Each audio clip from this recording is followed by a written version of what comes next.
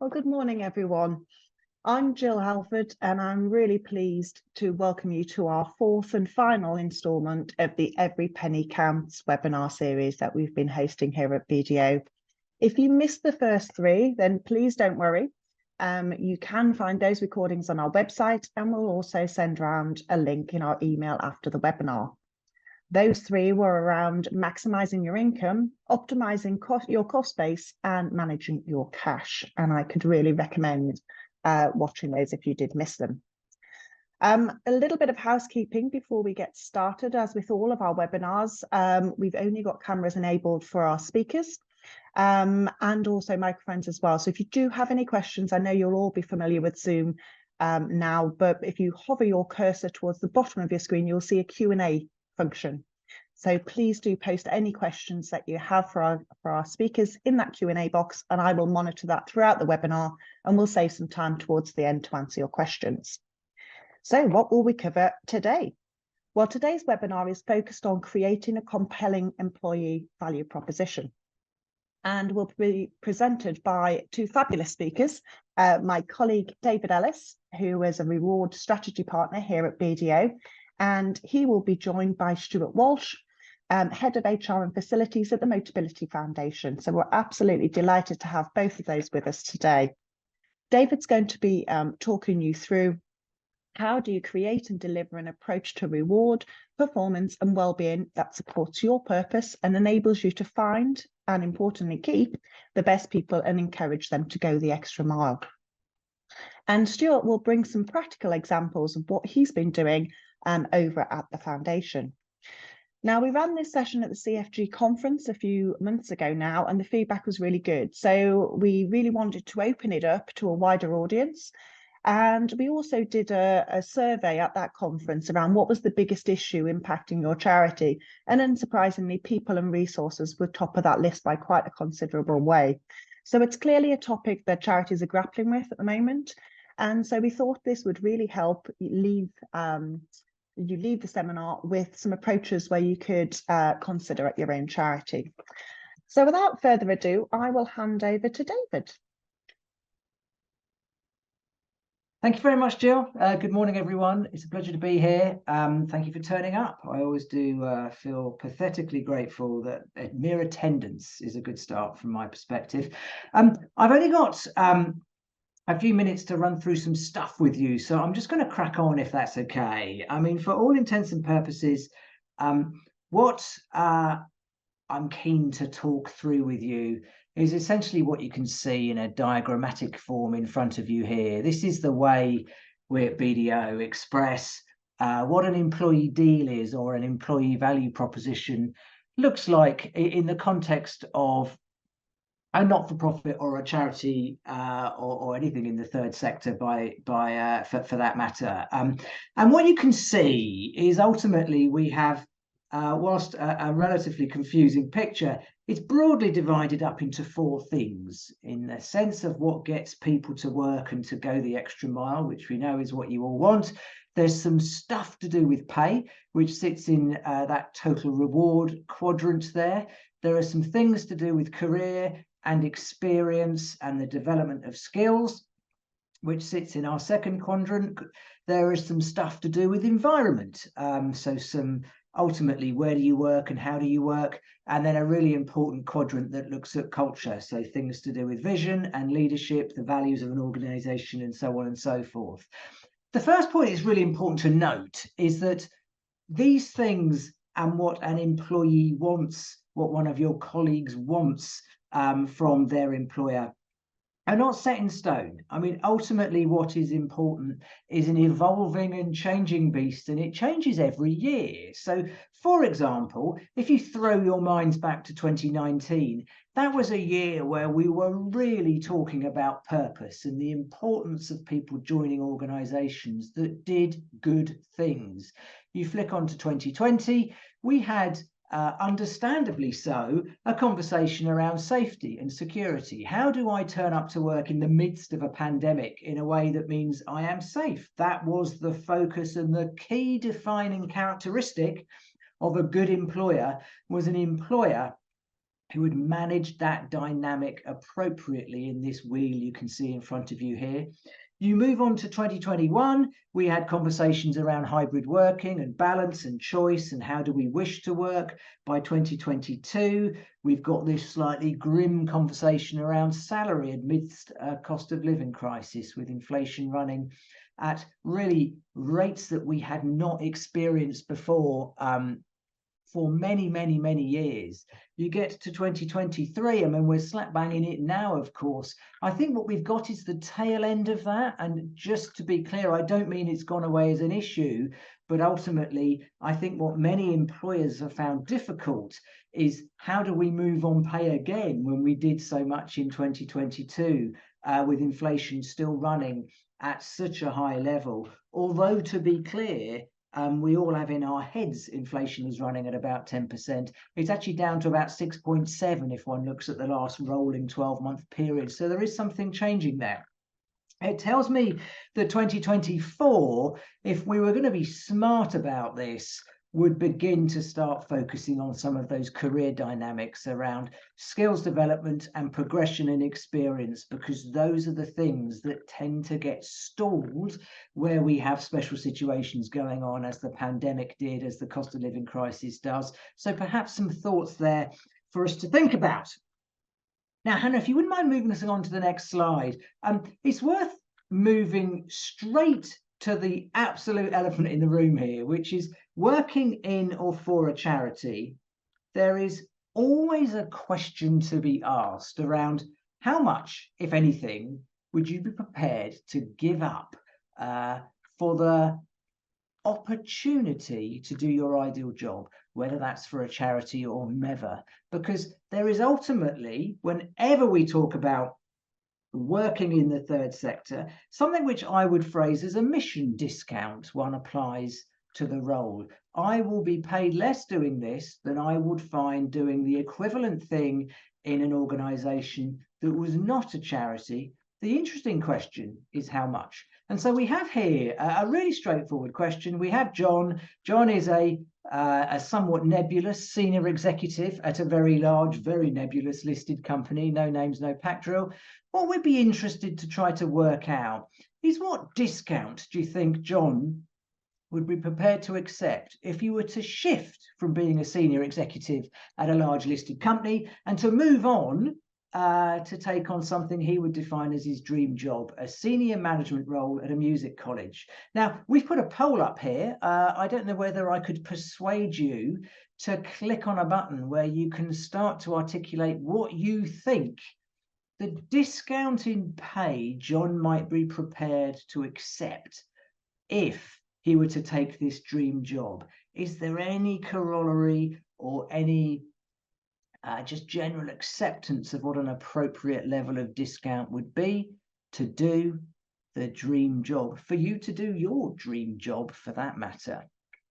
If you could give it a vote, let's see how we get on. From a technology perspective, I can manage it if the whole of the technology explodes, because we asked the question to a different group of people working in charities in another occasion. So I do have an answer for us, come what may, but I thought it would be really interesting to hear what we all had to say as a unit with us today. So if I give you 2 seconds to push some buttons, I don't know, Hannah, how we then make this work so that we get a magic answer coming back. There. And I am delighted to say that broadly we have some consistency here. So the general consensus is, and I'm delighted that we kind of hit the consensus here, is that most people would be happy to give up about 25% of their package to do their dream job. You would think that number would flex as you get paid more. Either there's more I can afford to give up. But what the research tells us is that is not normally the case. And I think it's just worth noting, therefore, there is a mission discount in this world for working in a charity. I can't precisely articulate what that would be, but if you have in your head it's about 25%, and not much more, irrespective of what role you're looking at, you may put yourself in a place where you begin to understand the drivers of pay and what indeed people think is important in the context of what they would be prepared to give up to do something which has, in inverted commas, purpose. So Hannah, if you could move us on, if that would be okay.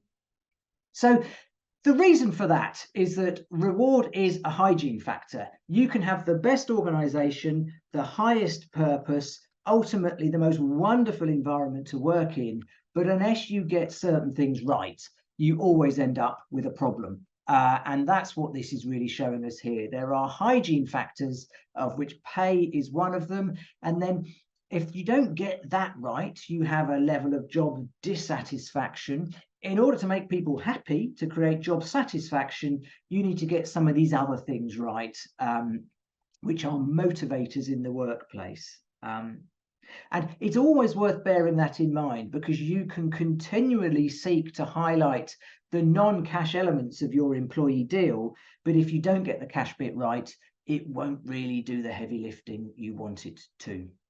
Let's keep moving on so we can see where this gets us. I have a model here to talk you through very, very briefly, because it really goes to the root of this pay question, because for all intents and purposes, there are definitely different views out there around what an appropriate amount of pay is for people doing different jobs.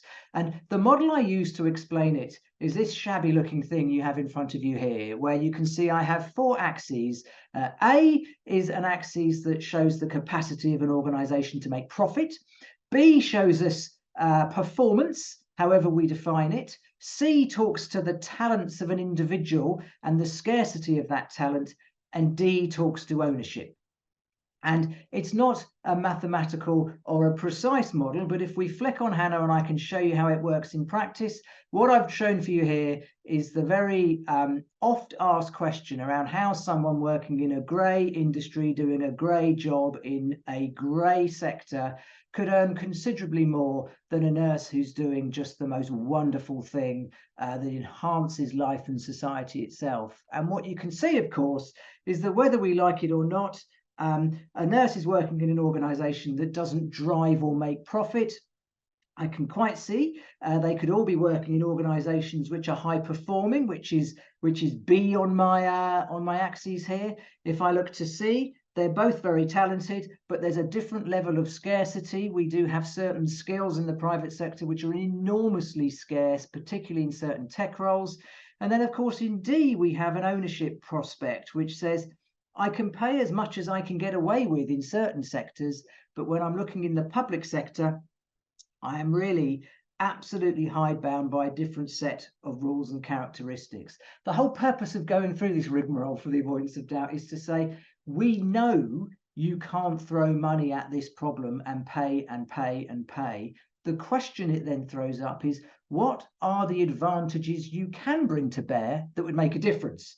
So if we flick on, and I will run through 3 things which I think that a charity has a reasonable competitive advantage over than any other organization. So if we flick on, the first one is this. It is purpose. Thank you, Hannah. For all intents and purposes, we know that people want to go and do good work. Whether that's profit with purpose, whether it's impact, whether it's working in a charity, whether it's working for an organization that does things in the right way, this is your key competitive advantage. The only caveat I would bring to bear around this is to always bear in mind that it's not just why. So this is Simon Sinek's golden circle here. They don't just want to know that you're doing something with good reason. They also want to be clear how you are doing things. And we have seen instances where charities, third sector, or organizations which are wholly working for good, how they've done certain things has not gone that well. So we do need to be super careful when extolling purpose as a key driver for your employment proposition, that you back that up with how you work. So that's thought 1. Purpose is your biggest competitive advantage. If we move on to thought 2, what a charity can do, which many organizations can't, is provide some flexibility. So in the context of our hybrid working debate, what I've got for you here is the data that I usually use that talks to what an employer wants and what an employee wants in the context of working from home. Ultimately, whether the chart resonates with you or not, what this is telling us is that ultimately the difference between what an employee wants and what an employer would ideally have, we're about half a day apart. And from a charity perspective, offering an environment which has that level of flexibility to it is a very straightforward thing to do. And this I would put as number 2 on the list as the key advantage. If we flick on to the final one, I think this is the big win in a charity. Ultimately, you can offer people experiences, skills growth and capability growth on an accelerated basis, because actually it plays to what your mission is. You're trying to get things done quicker with less. You are throwing things at people faster than that which you are otherwise able to do. And the way I've suggested we think about it here is to look very carefully at your data as to how long people stay with you. And if you can see that you are losing people when they get the most valuable for you that they can be, let's just say they leave after 3 years, they leave after 4 years, the trick to try to bring to bear in your employee value proposition is not how do I keep them here forever, it's how do I keep them here for another year, because this is their most valuable time with us at all. Or to put it another way, what's the best 5-year career we can possibly ever provide? Because that would make the biggest difference to your efficiency and effectiveness in the workplace, because getting that extra year when people are at their most valuable to you will make a big difference. So if we flick on again, you can see the questions I've posed here are pretty clear. Do you or would you do anything different with your employee proposition if you're looking at a 5-year career horizon rather than something longer? What would you or could you do to think to shift the stickability of an employee from 3 to 4 years to 4 to 5 years? And what would you say to people as they approach 5 years to think around that next horizon? So it was an absolute whistle-stop tour. I hope you have managed to crack the speed at which I said it all, so forgive me for going on. But I wanted to make sure we got to Stuart, who has got some fascinating stuff to talk about in the context of the journey of Motability in practice. So Stuart, I hope you're there. I'm going to disappear in the vain hope that you are going to. There you are. Thank you. Thank you, David. Some really, really excellent stuff there, and hopefully my presentation will align with some of that theory. Just to give you a really brief overview before we get into the presentation around Motability Foundation, I'm the head of HR and facilities at the foundation. Our main purpose is to ensure that people with disability aren't disadvantaged in respect of the transport agenda. We also work with Motability operations to oversee the Motability scheme, making sure that it's the best level of service it can be. And we also provide grants to the foundation. In recent years, we have got more ambitious and wider in terms of our thoughts and reaching out to more people with disabilities. So there's the investment into innovation. And we've also been partnering with organisations really future looking forward in terms of the transport needs for people with disability. So that's kind of in a nutshell the purpose of Motability Foundation. When we started the EVP journey, we had some big challenges, and some of these challenges weren't specific to the foundation. These will be very familiar to some of you, if not all of you. So in terms of the pandemic, for us, the challenge was that we weren't ready. We were a very traditional organisation. We had a Monday to Friday culture. Working from home wasn't really a thing. And we certainly didn't have the IT equipment ready to go. And we also were in a period that arguably we're still in around the Great Resignation. So we've seen record number of vacancies across the UK and a shortage in terms of talent pools. We're very fortunate in that we do have a good financial position at Motability Foundation. And with that, we had a strategy and a desire to reach out to more people and to support more beneficiaries. So we had a big growth plan in the organisation, which obviously leads to more employees. And apologies to anyone who lives in Harlow or comes from Harlow. The location, it is a nice town, but it doesn't quite have the glamour of a London or a New York City. And if you live in the surrounding area, it quite often involves coming in and out of London to get into Harlow. So in terms of those challenges, there were some key areas that I've kind of listed on the screen here. And I'm going to talk through with you, but these were areas we had to address. It would have been impossible, if not very difficult, to have moved forward at all had we not addressed these 4 areas. Next slide, please, Hannah. So the first area was around blended working. We introduced a blended working model. Before we put the model into position, we had a consultation group, and we had a really good representation across all business areas, different levels of seniority, different diversity mix. We were very much focused on improving the work-life balance in response to the pandemic, but the #1 priority for us was whatever we implemented, it couldn't have a negative impact on the level of service that we provided to beneficiaries. So that was very much in our minds. The blended working model at the foundation was launched in August of 21, and we continue to review the model every twice a year, every 6 months, and I'll talk about the results slightly later on. The Motability Foundation's values were critical and very much, for me as a HR professional, a centerpiece in terms of all the work that we've done since. My view is very strong values in that it's very difficult to move forward if you don't have a strong set of values. So again, we formed a consultation group led by myself, really good representation, a really nice team to work with. And you'll hear this theme of consulting quite a lot in my presentation today. We had 5 very wordy values, very internally facing values at Motability, and they weren't really being used. They weren't really part of what we were doing in terms of day-to-day life. So we've landed with the 3 really strong values on your right-hand side of the screen that you can see. The values very much come from the employees. Although there was a consultation group that I worked with, each member of that consultation group spoke to members within their respective teams. So when we landed with our new values, we were very confident that it come from the people. It was a really good representation, a collective view, if you like. The values were launched alongside a behavioural framework so that you could see the practicality of what they meant.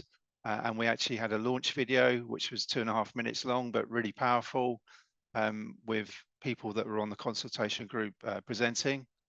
And it's been very much embedded into day-to-day life at Motability now. And you'll see further along in this presentation, me referring to the values. Next slide, please.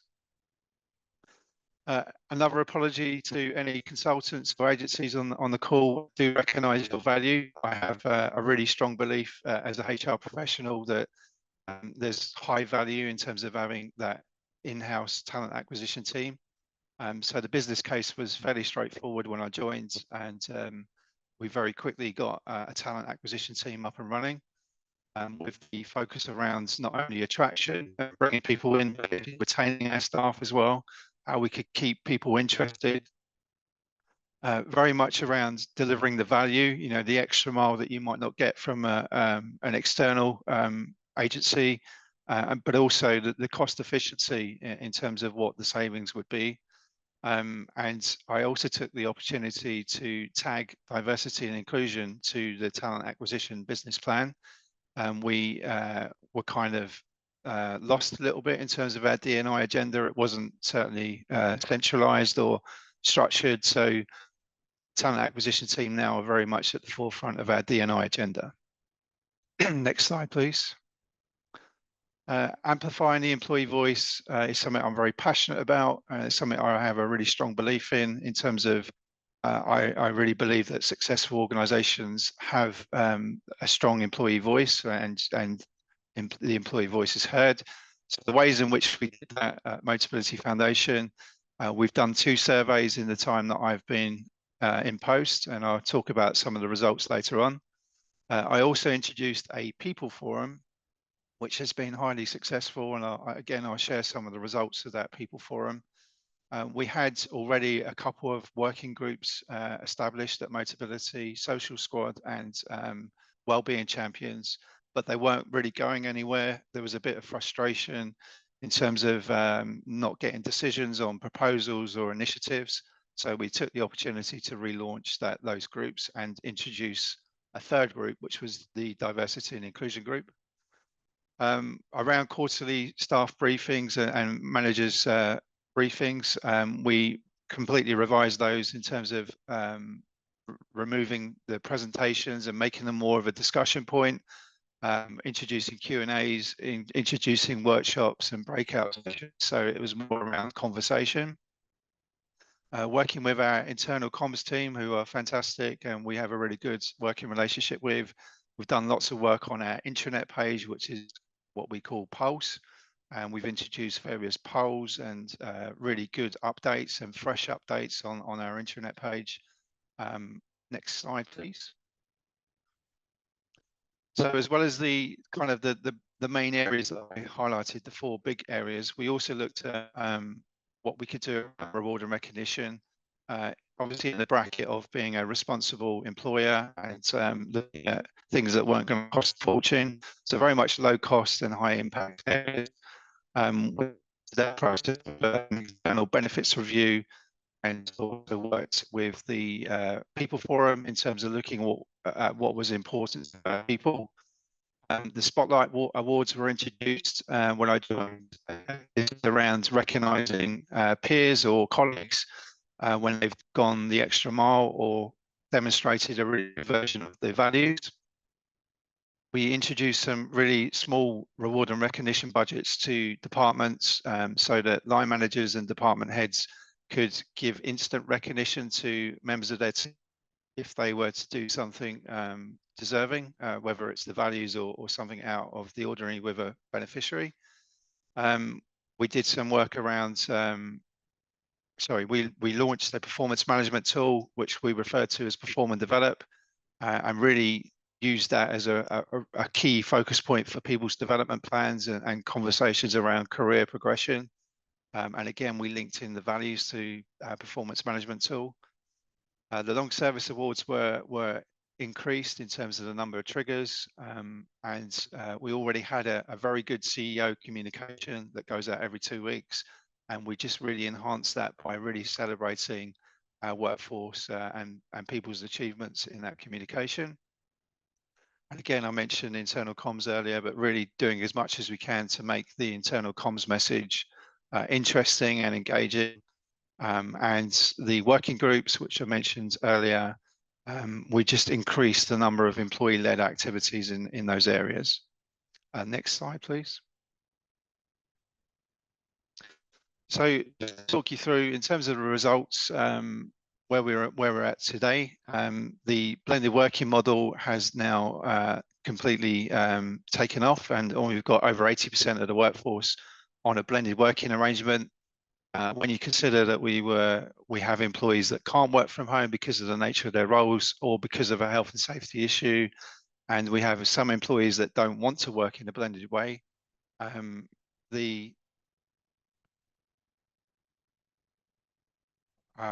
sorry, there's a sound issue. I'll hopefully you can still hear me.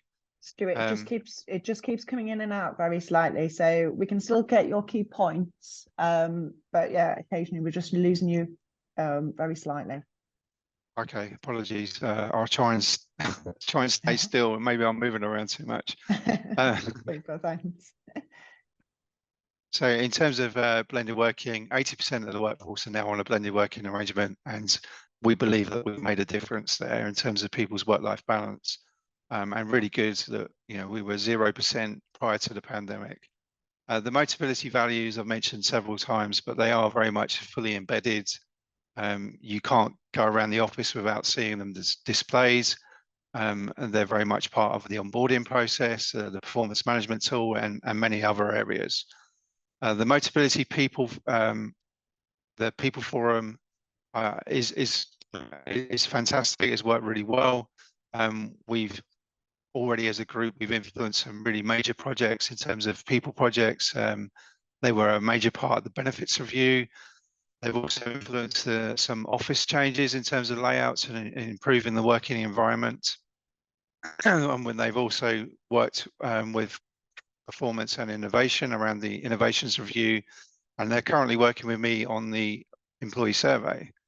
The working groups, you can see some photos underneath. We've improved the culture. We've created a more of a fun vibe into the workplace, and the working groups were realigned into the Motability People Forum, meaning that the decisions around proposals and initiatives was made by the People Forum rather than going through an executive or the board. And the last point on there, and I'm sure most of you do this, is that really working with our external providers, making sure that we squeeze them and we get good value out of them, but also accessing any kind of free webinars, things around cost of living challenges or pensions or retirement seminars, those types of things, really promoting them internally. Next slide, please. Moving on to talent acquisition, in the last financial year, we've filled 115 roles, which is a really amazing achievement. 75% of those roles were filled directly, meaning there was no agency involvement. Really pleasing to me is that we've had 5 people successfully move in terms of career progression, which is a big percentage for our organisation.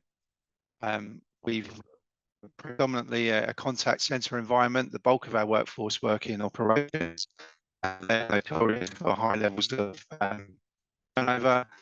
And in fact, the organisation we benchmark with, we are better than last year, and currently at 11% for this year. The talent acquisition team with savings in excess of 600k. I actually think that's closer to 700k today. That really allowed us to reinvest into the people agenda at Motability. Those savings really have funded lots of initiatives around the working groups, but mainly around organisational development, looking at professional coaching, team building, management training program, a whole range of development initiatives that have been funded through those savings, which has left me really a budget neutral situation. Despite the whole range of things that have been introduced, my budget hasn't increased in the organisation.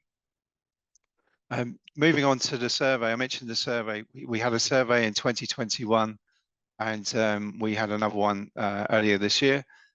We achieved a 91% engagement rate, which is 25% over the benchmark. We work with an organisation called Birdsong, and their typical return is around 66%. 92.5% of our survey questions were equal than or better than 2021. So that was really pleasing to see that the work that we've put in is paid off and is getting that positive result. And 16 of our questions were above the 85% line, which Birdsong recognises as the excellent score. So 16 questions above the excellent score, which is great. Next slide, please. This is just a visual really in terms of our results, but it shows you that there's 49% green there, which is the biggest percentage, 43% being equal to, which means there is a 5% tolerance each way. Some of those would be better, some of those would be worse. But there is a little bit of red on there, and I would say that's a good thing because it gives us something to focus on and keep us progressive. So yes, next slide, please. And just to give you some of the headlines from our survey results, I won't read all of these, but on your left-hand side, you can see that the values feature is the second best response that we had. And on the right-hand side, internal comm has done very well. We work very closely with them, but even more pleasing for me on a selfish note is that 3 of those areas are really people areas. So there's the training and development, there's the career progression, and there's the performance management tool that are all referenced in our best scores. Next slide, please. So that just brings me to next steps, and I'll summarize very quickly, but we've done an awful lot in the last 2.5 years, and a big focus for me and my team is making sure that we maintain what we've done. I think it's very easy for things to fall apart once you've launched them. So without trying to overload the team, one of the main priorities is around maintaining what we've done. We always want to be that progressive team and that progressive organization. So looking for further opportunities. We're working through our employee survey results. Every department head has worked with their teams to create an action plan. And I've worked with the exec and the people forum in terms of an organizational plan. And we're currently working with investors in people for our reaccreditation, being considered for platinum status. So fingers crossed on that one. Thank you very much for listening. Thank you so much, Stuart, and to David earlier as well. Thank you. We have got a little bit of time saved for questions. So if I could ask both Stuart and David to pop their cameras on, and we've got one from Stephen who has just asked, it would be good to know what has not worked and what lessons have been taken from that. So maybe one for Stuart. Oh, you're on mute, Stuart. I'm just trying to think of something, Jill. Could we park it and come back to it in 1 second? Of course we can. Of course we can. No problem at all. Maybe one for David while Stuart's just thinking. You talked about that valuable time of an employee and trying to kind of really maximize that. Have you got any practical tips on how do you retain people that are at that really valuable time in their career that the organization can maximize, but also the person can really maximize the skills, retaining, staying with the charity?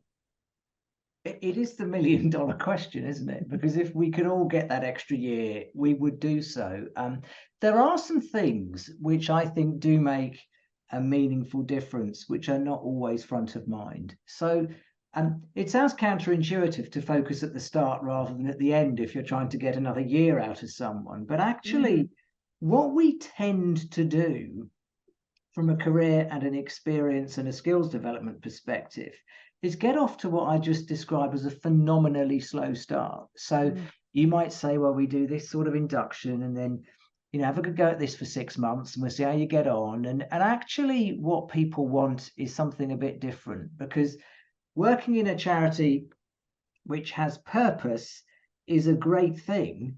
But actually what I think people really want is to make a valuable contribution, which is a subtly different point, which is I could work in the most purpose-driven place in the world, but if I'm doing nonsense or drudge there, it doesn't make any difference to me. Yeah. So fundamentally, I think the trick to this is fast start, accept that the experience of the individuals in question actually is paramount to the proposition that you're offering them, and to keep focus on developing that experience. So it might have some training involved in it, but actually it's mostly about those things in an organization which we all view as slightly tedious, but which are enormously important. So management is hugely important as compared to leadership. It's the stuff that's day in, day out that will make the biggest difference. Feedback is really important, even if it's not always to people's taste, and doing it well will make a huge difference. And saying some really obvious things which we're useless at, which is if you do this and we do achieve that and this does happen, this is the deal. This is what will happen as a consequence, because to most people it's an embarrassed black art that we never talk about. So I hope that kind of helps. It's that ongoing journey, I think, rather than saying at the end, you don't look very happy, what can we possibly do to help? It's way too late then. Yeah, no, it's a really interesting point, and I think a key question, as you say, David, and we were having exactly the same conversation with one of our employees only yesterday around just having that regular reward and recognition, coming through all the time, rather than, like you say, just at the end. We've got a couple of quick questions, Stuart, just before I go back to that first one that I asked you. Mel would like to know what a company you used for your employee survey. And one from Andrea around investors in people, which can be quite expensive, especially for smaller organisations.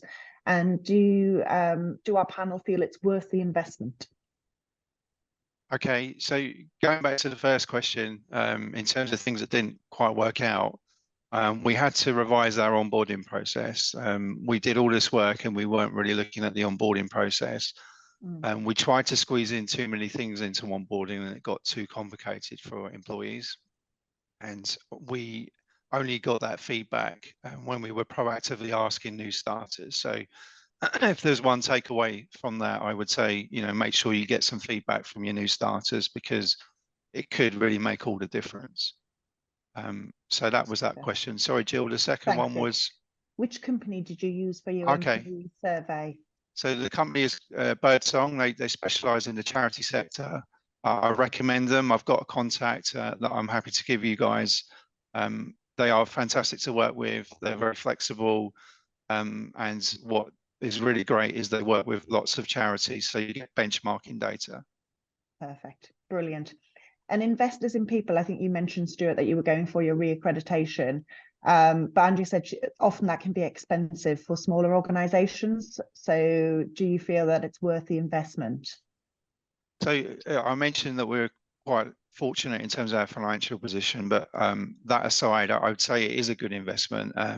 We did postpone our reaccreditation because we were going through so much change. So there are options around payments and deferring some of your payments. So I'm not sure exactly what it means in terms of size of organisations, but I think it's a good attraction piece, particularly where, we've got this candidate pool that's very short at the moment. I think anything you can use to really sell the organisation is a good thing. And I think there are some accreditations out there that I probably wouldn't recommend, but I think investors in people in the HR circles tends to be a good one and has a good reputation. And for that reason, I think, I recommend it. Super, thank you. And we've got one final question. Have you considered the 4-day week as a staff benefit? David, I don't know whether you want to start on that one. I mean, what is just a fascinating development to the hybrid and agile working world, which, I mean, just in case anyone's not following the kind of research on it, the theory is that it's perfectly possible to maintain pay for 5 days a week, move people to 4 days a week and see no appreciable fall in productivity. And organizations have been trialing it. There's a particular focus on it in Australia currently. And I think that what we are seeing is organizations take pieces from that thinking. So there are plenty of places now that absolutely are comfortable shutting up shop, if that expression still works in today's world, at an earlier date, an earlier time on a Friday in the summer, maybe, to give people a chance to get away and do some different stuff. I think the crux of this is that we have an old world hitting a new world, and that is an unstoppable force hitting an immovable object, because we will never persuade the people who will just say, if I'm getting that in 4 days, I must get more in 5. And conceptually, I can't argue with the statistical validity of that sentence, as compared with the group of people who say, you've got this all wrong. So much of our time is spent ultimately managing disengaged people. If we can get everyone to a place where they are performing at a higher level for a shorter time, everybody wins. I think it is something that you can make work in a smaller organization where trust is high and visibility is high. You start playing with it in super large organizations, I think you end up then with so many checks and balances around it, you create a trust issue, actually, as compared to a productivity gain. So that would be my thought.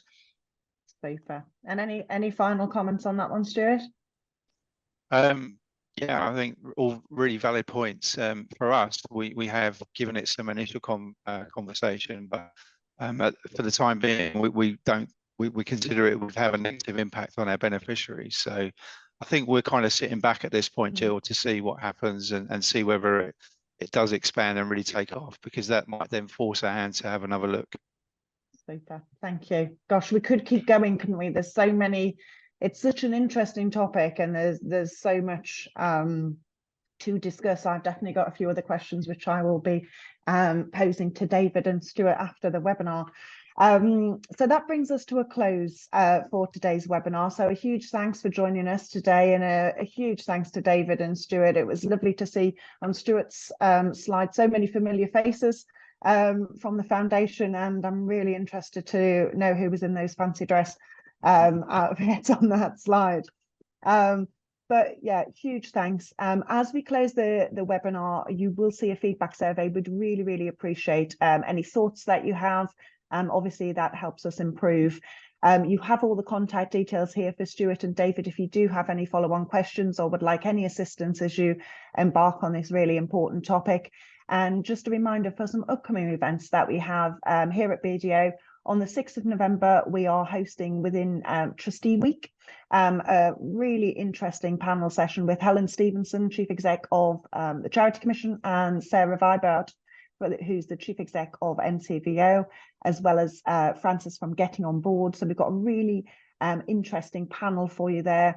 It is an in-person event here at our Baker Street office, is for trustees, so please do share that with your trustees if you're not one currently. We closed last month the charity fraud survey, and we are analysing the results as we speak. And we will be launching the results of that again at an in-person event in Baker Street on the 27th of November. So we've got a busy November. And then we do have a webinar coming up on the 11th of January, which is our annual finance update. So usually very popular. Please get in and book all of your slots at those. But please do check your emails. We will be emailing through a recording. Please do share that with your colleagues. You will get copies of all of the slides as well. So with that, it's just for me to say a huge thank you again to our fabulous two speakers and for everyone that joined us today. Thank you very much.